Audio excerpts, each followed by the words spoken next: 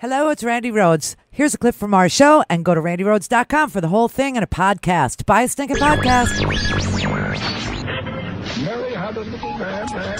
The fall. We believe that all men are created equal. To the magnificent mosaic that is America. From radio beacon to radio beacon.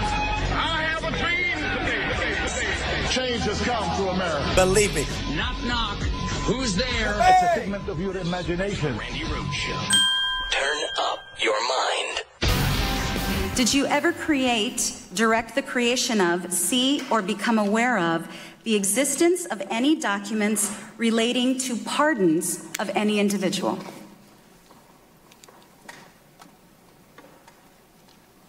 I am aware of documents relating to pardons of individuals, yes. Oh! Whoops.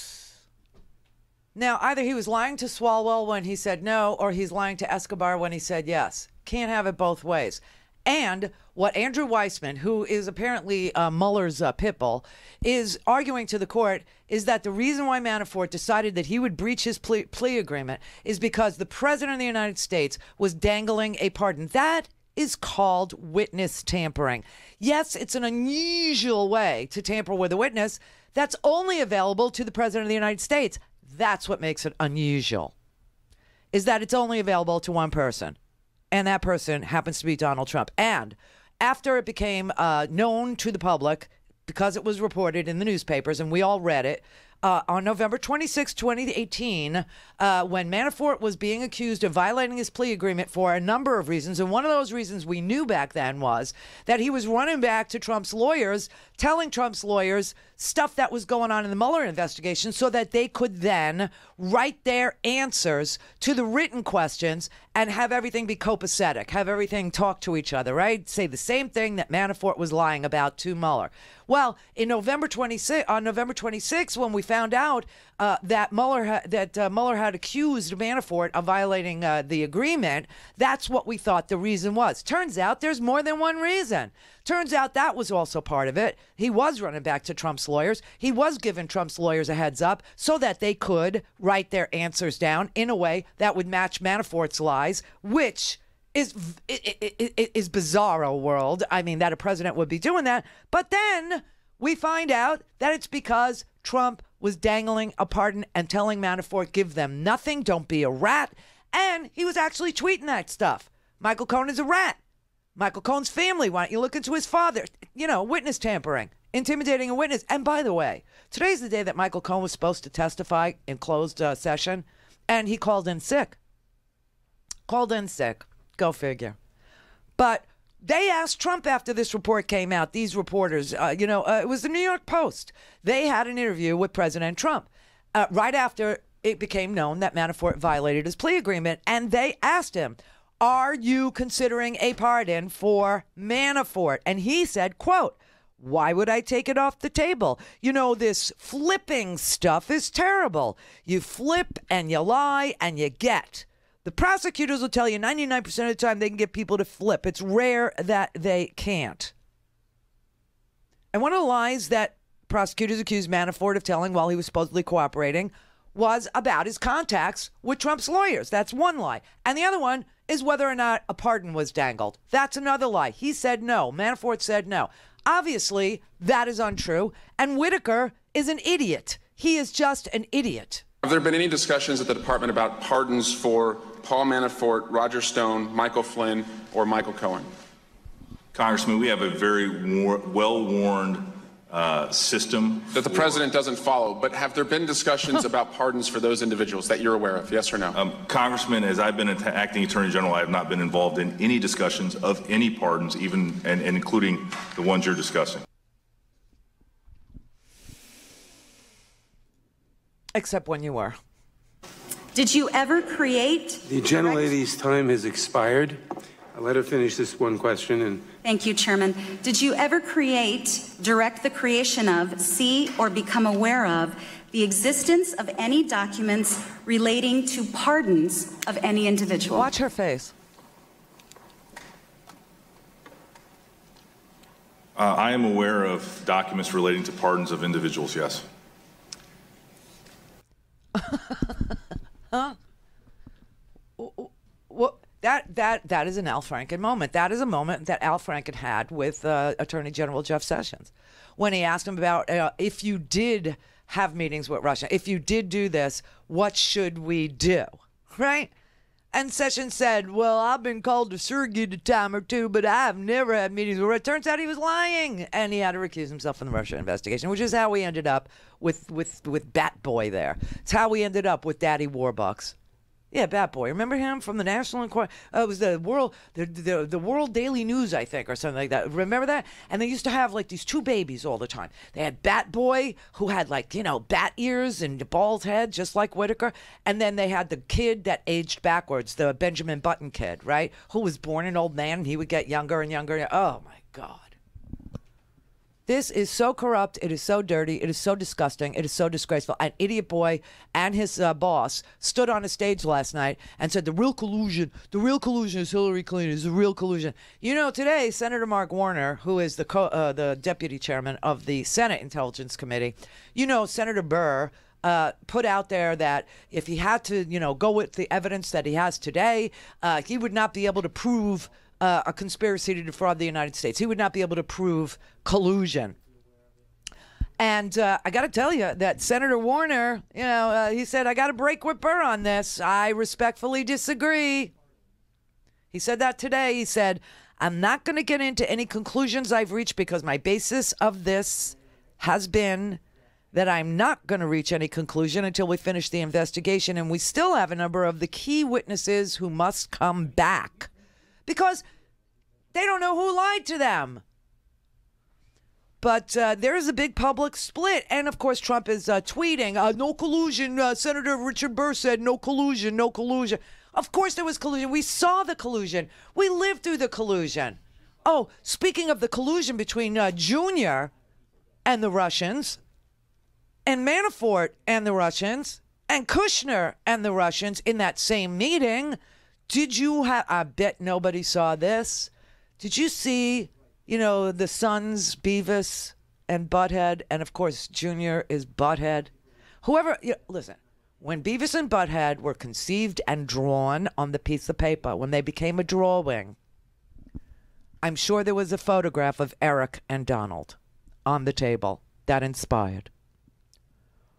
Did you see Junior last night? I'll bet you didn't. This childlike man, this disgusting creature that is a son, actually trashed teachers and told young people in this audience not to listen to their loser teachers. Oh, my God. You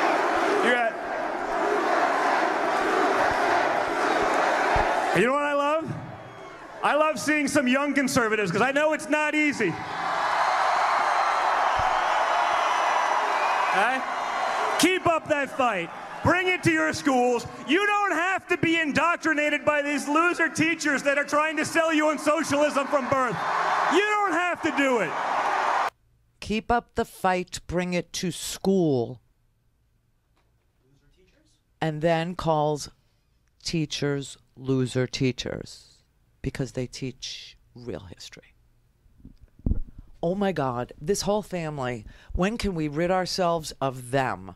When does it actually happen that they break bail, they make bail, and then they break, and then they flee? And they move to Russia once and for all, and everybody lives happily ever after in Vlad's world. Jay in Nevada. Hey, Randy, how you doing? Hello. I have a question. I'm wondering why. All right. When the press is sitting or standing in front of Trump and he's talking about they've got part of the wall built and he's handed out contracts to contractors for 115 miles, how come they don't come back and say, sir, where is this wall that's being built? We'd like to see it. And who are the contractors that you're handed out this contract to? Mm-hmm.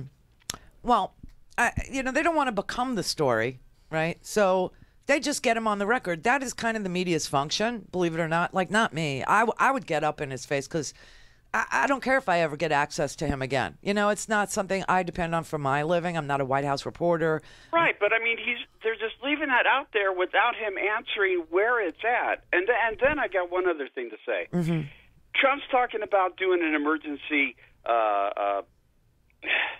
What's it called? What's the national emergency deal? Right. Right. Okay. So when he does that and it goes to court, his lawyers are going to have to sit in front of a judge. Right. And a judge is going to sit and talk to their lawyers, the state's lawyers, and say, let me ask you, if this is such an emergency now, how come it wasn't an emergency last week? Definitely. How come it wasn't an emergency a month ago? Right. How come it wasn't an emergency last year? Right. How come I'm hearing that it's only an emergency because you're not getting the funds that you requested? Right. And here's another thing that they're going to have to consider. Okay, the court has to consider what was the intent of Congress, because Congress is the appropriator. So you're right. The argument about whether or not there actually is a national emergency will be issue 1. Issue 2 will be for the judge to decipher what the co-equal branch of government, Congress, intended.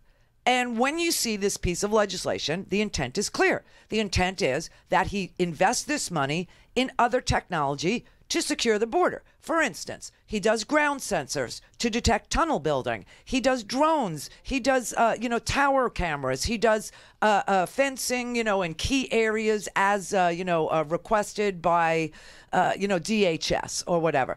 And obviously, he doesn't want to fritter the money away on the things that will actually work, like, X-ray machines or dogs or cargo screeners or... Right. But, right. So it's all going to fall apart, just like his Muslim ban did. Yeah, it's all going to fall apart, just like when he tried to change the asylum application laws. The court came down on him like a ton of bricks. I mean, this is ridiculous. 90% of all the stuff comes through the ports of entry. Right. It's kind of like going to a doctor. You go to a doctor to have him put a bandage on a cut. He's not going to go put it on your ass when it's your finger that's bleeding. Also, if your finger is merely bleeding, he's going to put a Band-Aid on your finger. But if your finger is falling off, you're going to have surgery. Exactly. Exactly. Right. I mean, the diagnosis matters. Now, why? Garbage in, garbage out. You diagnose this problem as being fixable with a stupid, stupid concrete wall, which Congress has specifically said no to in this piece of legislation. And instead of doing something at the legal ports of entry, and we have 47 legal ports of entry between us and Mexico, and that's where the drugs come in, and that's where all the crime happens. You misdiagnose the issue, you're going to have drugs still coming in. You're still going to have fentanyl. You're still going to have methamphetamine. You're still going to have heroin. You're still going to have a little bit of marijuana. Exactly. And one of the mayors from one of the bordering cities says, we have found 100 tunnels in the past, 10 years. I'm telling you, El Chapo was brought in guilty today. And that trial was so illustrative of how the drugs come. Because that man was running a multi-billion-dollar, illegal, but a multi-billion-dollar business. They had logistics experts. They had tunneling experts. They had air filtration systems in those. These aren't caveman tunnels. These were like 21st century prepper tunnels, okay? Now, the tunnel, if I'm not mistaken, that got El Chapo out of the prison was 2 miles long. Yes, from the bottom of the prison, okay, to somebody's house. Now, as I said, if you cut open, you're in Nevada, if I cut open your desert, okay, especially Arizona's desert, Texas's desert, if I cut open the desert, you know what it would look like? It would look like Swiss cheese. You would have these slices all the way through it. Tunnels, and more tunnels. Yeah, and they're and a hundreds fence. Of feet. They're hundreds of feet deep. 20. I mean, well, not hundreds. At least 50, 60 feet deep. And then miles long. I just want people to understand the kind of business that they were running. The person who dropped the dime on El Chapo, the primary cooperator, was his IT guy. Okay, so you don't think of the heroine as having an IT guy, but there was an IT guy, and he knew everything about every phone call, about every email, everything like that. So he was the primary witness. That's number one. Number two, he testified that there were logistics experts that had to get paid. He testified that there were construction companies that were involved, that were building these elaborate, unbelievable, over-the-top, air-filtered, air-conditioned tunnels. Right. What's exactly. a freaking stupid wall with Trump's name on it going to do? He had submarines. He had everything, and then the Coast Guard was part of the people that didn't get paid during Idiot Boy's shutdown. Yeah, it's ridiculous. He's a ridiculous man. He's a ridiculous man with ridiculous ideas, and he lives in a fantastical fantasy land where half of what he thinks is going on ain't going on, and the stuff that is going on, he doesn't want to hear about it. Yeah, I mean, then he's going to start doing, once he gets to the border in Mexico, he's going to have to block off Canada. Listen, he's a piece of work. He is unworthy of holding any position of trust or honor, let alone the presidency. This is a disaster for us. The people that he denigrates for his own benefit is everybody that doesn't support him. That town of El Paso, listen, I lived in West Texas, okay? I lived there. And I lived there before there was any fencing. And you know what was cool about it? You could go back and forth. You could go to Mexico and have Mexican food and come home. And people did do that. You could have volleyball games between the two countries, and people did that. People would come here, they would work, and then they would go home at night to be with their families. Go to RandiRhodes.com for the whole thing and a podcast. Buy a stinking podcast.